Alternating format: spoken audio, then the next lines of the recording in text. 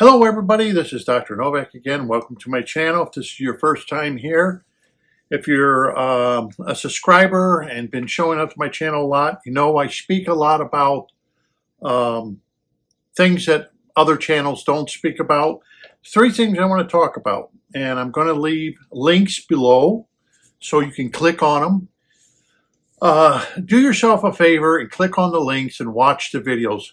One of the videos is only a minute long. Okay, and it's from a guy named Dustin Fishtanks, and Dustin has been making videos a long time, but he also is a plant grower.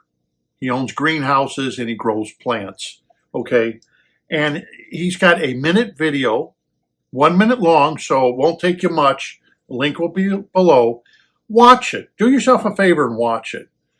Exactly what I've been saying in my channel, and that is, Dustin says, well, we've all done it. You put 1 inch of substrate in, before you know it, you put 2 inches in, and then you put 1 inch of dirt, and then before you know it, you put 2 inches of dirt. And what happens when you have a nice thick substrate like that? He says oxygen doesn't get to your plant roots. Now, this is a guy who owns a greenhouse. He sells his plants. He says the plant's roots will get destroyed, turn black. He explains to you about a plant he has where the roots of the plant have turned black, and he can't sell them because of lack of oxygen. When a substrate, you know, whenever you look at a lot of substrates, they're very thin, like an inch or so. But a lot of people are making thicker substrates. I've heard from other people to make nice, thick substrate. That water will move through them. You place the substrate directly at the bottom. Well, here's Dustin Fishtanks, a greenhouse grower of aquatic plants, telling you, don't do it. If you can't have fluids move and there is no oxygen, your plant may look good on the top, but at the bottom, all the roots are black from hydrogen sulfide. And assimilative denitrification is what this is caused by, because there is no oxygen down there. And therefore, people get fooled in thinking, oh, my plants are using all the ammonia and nitrates out of the water. And are they really doing it? And the roots turning black with a deep substrate. So he's only talking about a few inches, you know, where he says, we've all done it. We all put 1 inch in, and then 2 inches and 3 inches and 4 inches like people advocate, and watch it. It's only a minute long video. You can take the time out. Just watch it. And you'll see from what I've been saying on my channel, you'll click in your head saying, yeah, that's exactly what Dr. Novak's been talking about all this time for years.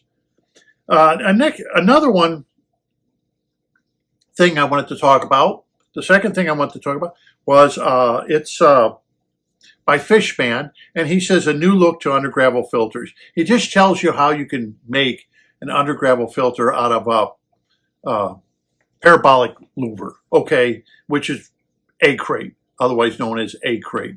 And he explains how he did it. I thought it was an interesting video because he does explain how he does it, and that he used to work at a fish store, and they used to use Undergravel filters all the time. And fish stores did, and they still do today. Fish stores still use Undergravel filters. You may want to watch it, click on it, and watch it to get an idea if you wish to build an Undergravel filter or a plenum yourself. Okay?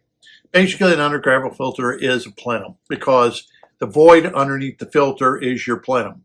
Okay? We have expectations, and when we make a fish tank, right, you make a fish tank and you have these expectations of what it's going to look like, and we want them to look like the Amano fish tanks. If you ever looked at any of the Amano books and everything else, you'll know what I mean by Tropical Fish Hobbyists. I think the books are by, if you want to look it up, and they have beautiful pictures of these beautiful, unbelievable fish tanks in the Amano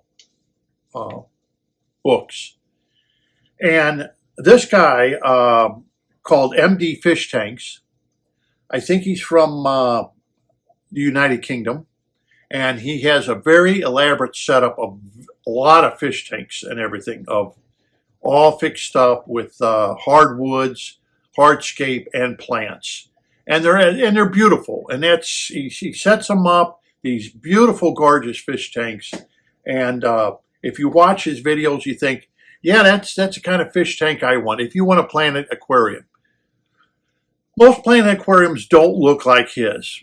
Okay, we're just hobbyists. We're not going to spend a lot of money on our tanks or whatever. But if you look at a lot of people's fish tanks and you look at them, in their background, they're nothing spectacular. A lot of plants, a lot of floating plants to block the light out, so it doesn't turn, into algae or a big scum tank. So they have floating plants to block the light out. You all know who you are. You got the floating plants, right? The reason you got them is to block out the light so you don't turn your tanks into algae city. Anyhow, all his fish tanks are pristine, beautiful. I like just watching it once in a while just to get a look at how nice this guy does his fish tanks. And to be honest with you, they're very impressive at MD Fish Tanks. And you wonder, where does he get the money to make all these very elaborate fish tanks, because it takes money to buy, your hardscape and then your plants. Plants aren't cheap. Okay, so in this video, though, you only have to watch maybe 3-4 minutes of it. That's it, to get the point. The point is, it's the drama between me and MD Fish Tanks, letting myself into the studio. That's the name of the video. And when you watch this video, you only have to watch it for a few minutes to get the point of what it is. The guy walks into the studio with all these beautiful fish tanks in YouTube, and it's like, whoa, beautiful. And he says, well, first of all, every fish tank he has in his studio is all run with CO2.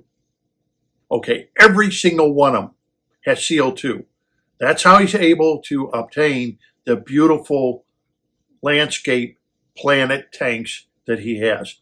You must have CO2. And I've often said that, it really, and even in the Amano books, CO2, if you want to really have nice plant growth, beautiful plant growth, you need highlight and CO2. You just can't get around it. Plants are going to be very dependent on that CO2 to really get a lot of growth. I have plants that don't grow very much because there's no CO2, and they're very slow growing. Without that CO2, they just will not grow that fast. And that doesn't mean you have to pump in the 30 parts per million CO2 that is recommended, but at least replace some of the CO2 of which the plants are using, and you'll get a far better plant growth. Because I have a 5-pound CO2 container feeding a couple of my tanks, and they can last 6 to 9 months before I have to fill it up, because I'm not pumping in so much CO2 that it's 30 parts per million. But anyhow, getting back to what he is doing, so you realize, oh, all his tanks are CO2, all of them are. Another thing you look at is they look pristine, like, whoa, these are, as the guy explains, he has a whole crew of people that come in every single day to do maintenance on these aquariums, every single day. That's why they look so pristine. He's got people coming in, making these tanks look good. Dead plant, pull it out, put another one in. Something doesn't look good, you cut it down, or you move it for another plant. I mean, this guy really got a good system going to make these tanks look pristine. It almost, it's, I'm trying to think of the right word.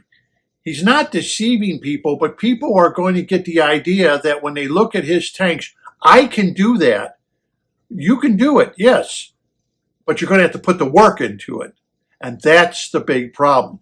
Do you want to become a slave to your fish tank? It's almost like when I used to do gardening, and I was in garden magazines and everything else. You become a slave to your garden. every single day. You've got to be out there.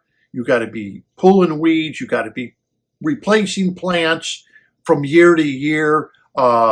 It's a lot of work that a lot of people don't want to do. Too much work. You want a very nice fish tank that look like the Amano fish tanks that are out there, pristine condition. It's going to take money because plants will die. There'll be plants that will come, go. You're constantly going to have to fidget with that fish tank.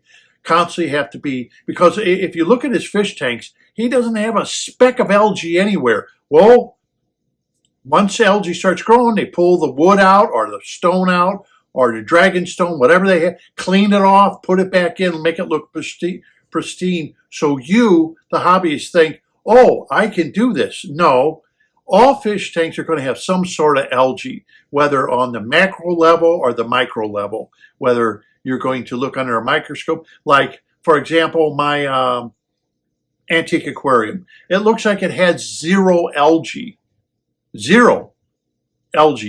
But on a micro level, if I check it under a microscope, yes, it does exist. The algae does exist. Okay, you maybe can't see it because it's not a dominating algae, but you will see it, like, let's say, in the intake and outtake of the aquarium filter. You will see algae grow, brown algae grow in those intake and outtake. So algae does exist in all tanks. Don't be deceived that it doesn't. My 90-gallon tank does have some algae on some of the, like Anubias plants. It's part of life.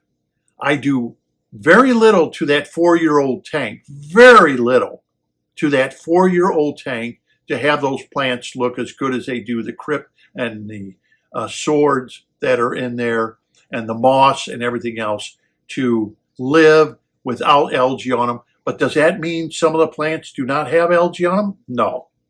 But see, when you look at this MD fish tanks, for example, you wouldn't see that.